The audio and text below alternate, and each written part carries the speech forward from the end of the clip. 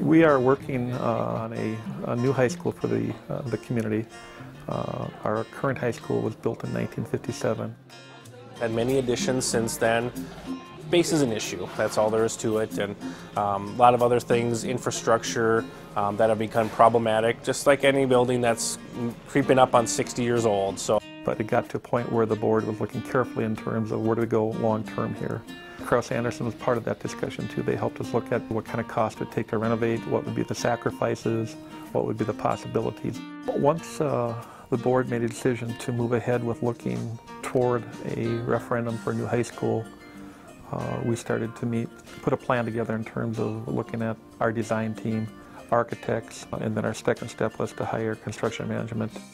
So they've been with us early on in this process, all the way from beginning with conceptual design, pre-referendum work, and they've been excellent in terms of providing timely feedback, timely information, and other things that we need to answer questions that you get as part of a campaign.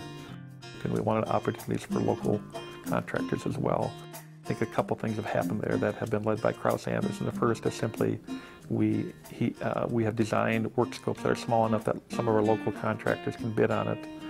Secondly, we have reached out to local contractors. I think our first bid package, I think there were 9 packages, and half the packages went to local contractors here, so we were pleased with that. What Kraus-Anderson has been for us too, it's another set of eyes looking out for our interest. It's been very comforting to know that when I have a question or when the board has a question, it's pretty easy to call up Chad or others and say, you know, here's what we're thinking, or here's the issue at hand. Kraus-Anderson has been very good at problem solving for us. The early design was, and really it was community-based, where we had communities and students, high school students involved in the conceptual design. And that conceptual design is really held true all the way through design development and bidding process. I don't think we'd be as far along or have the kind of product that we have right now without the collaboration that Kraus-Anderson and others bring to this process.